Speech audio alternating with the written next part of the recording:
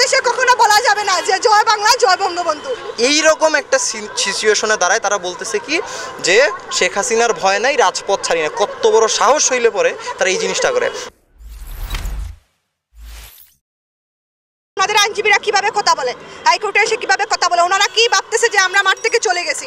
আসলে আমরা চলে যাইনি, ওনাদের এই কথা দাঁড়াতে আমরা আরো জ্বলে উঠছি, অগ্নিশিখার মতো জ্বলে উঠছি। ওনারা কিভাবে জয় বাংলা জয় বঙ্গবন্ধু এটা কিভাবে বলে? জয় বাংলা বা জয় বঙ্গবন্ধুর কোনো চিহ্ন বা পদচিহ্ন কি এই দেশে আছে? বা আমরা কি সেটা রাখতে চাচ্ছি বা রাখতে চাচ্ছি? আমরা এটা তো আমরা রাখতে চাচ্ছি না। তাহলে সেটা কিভাবে এসে বলে? ওনারা কিভাবে একজন খুনির বিরুদ্ধে আসে, মামলায় আসে, খুনির বিরুদ্ধে কথা বলতে আসে? এটা তো সঠিক বা যুক্তিযুক্ত না।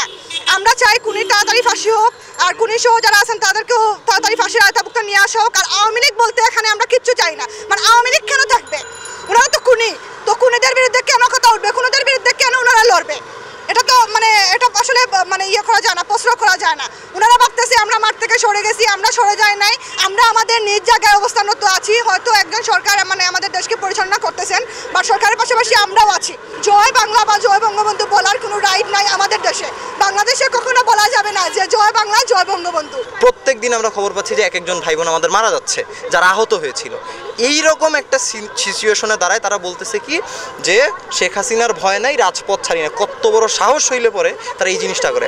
আমরা শুধুমাত্র এইটা জানান দিচ্ছি যে আমাদের তো পলিটিক্যাল ভাই বোন যারা রয়েছে তারা তো আছেই তাদের জায়গা থেকে, বাট পলিটিক্যাল ব্যাকগ্রাউন্ড ছাড়াও যারা রয়েছে, এখনও বৈষম্য বিরোধী ছাত্র আন্দোলনে আছে, কিন্তু সব ওভারঅল মিলায় এই যে ছাত্র জনতা যেটা, আমরা এখনও রাজপথ থেকে টোটালি চলে যাই নাই। এবং প্রয়োজন যদি হয়, ৭১-এ আমাদের মুক্তিযোদ্ধারা যে ভুলটা করছিলেন যে তারা আসলে রাষ্ট্র ক্ষমতাটা একজনের হাতে তুলে দিয়ে তারপরে তারা ঘর বাড়িতে চলে গিয়েছিলেন, এবং যার কারণে আমরা দেখেছি যে ওই যে বাকশালী যে আমরা একটা দেখেছি শোষণ নিষ্পীড়ন, সেই জিনিসগুলো হয়েছে। কিন্তু এইটা আমরা ২৪ এসে হইতে দিচ্ছি না। ঠিক এই কারণেই as a pressure creating force আমরা এখনও রাজপথে আছি এবং আমরা রাজপথে থাকবো, যদি কিনা সাধারণ ছাত্ররা, এবং আমরা যদি দেখতে পাই আবারও কিনা আওয়ামী লীগ সুগঠিত হওয়ার চেষ্টা করছে, অন্যান্য জেলা বাদ দিয়েই যদি সিলেটের কথাই বলি, তাদের জবাব তাদের মতোই দেওয়া হবে। এবং ঠিক এই মেসেজটা দিতেই আমরা আজকে এখানে সংঘবদ্ধ হয়েছি। এবং ফিউচারে যদি আমরা দেখতে পাই আবার কোনো শকুনের কালো থাবা আসে, তবে আমরা ঐক্যবদ্ধ হয়ে তখন আদার্স পলিটিক্যাল পার্টি সহ মিলে আমরা তাদেরকে প্রতিহত করব। গতকালকে আওয়ামী ফ্যাসিস্ট সরকারের আইনজীবীরা সিএমএম আদালতে গতকালকে তারা জয় বাংলা জয় বঙ্গবন্ধু স্লোগান দিয়েছে। এর তীব্র প্রতিবাদ এবং নিন্দা জ্ঞাপন করছি। আপনারা অবশ্যই জানেন যে ৫ই আগস্টের পর এই ফ্যাসিস্ট সরকার বিদায় হওয়ার পর তারা বিভিন্ন জায়গায় তারা মাথা উঁচু করে দাঁড়াতে তারা চেষ্টা করছে।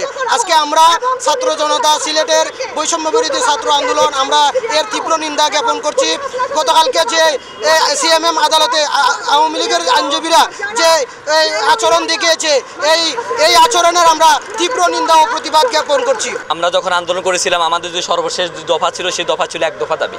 সেই এক দফা দাবি ছিল খুনি হাসিনা পদত্যাগ এবং বাংলাদেশের যে ফ্যাসিস্ট কাঠামো আছে সেই ফ্যাসিস্ট কাঠামো বিলুপ্ত করে বাংলাদেশকে সংস্কার করা। শেখ হাসিনা পলায়ন করলেও বাংলাদেশে যে সংস্কার এবং বাংলাদেশকে নতুন করে বিনির্মাণ করা, সেটা এখনও শেষ হয়নি।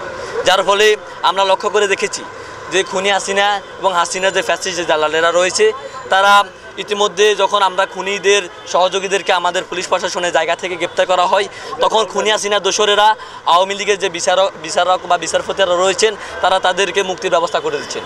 আমরা মনে করছি তাদের যে মুক্তি দেওয়া, এটা ফ্যাসিস্ট কাঠামোকে সহায়তা করা এবং খুনি হাসিনার দোষদেরকে সহায়তা করা শামিল। যার ফলে ঢাকাতে আজকে আমাদের সমন্বয়কদের নেতৃত্বে যে সেখানে আপনারা জানেন যে সুপ্রিম কোর্ট ঘেরাও কর্মসূচি চলছে, আজকে সেখানে যে কর্মসূচি সেটাকে সমর্থন জানানোর জন্যই আমরা আজকে এখানে দাঁড়িয়েছি।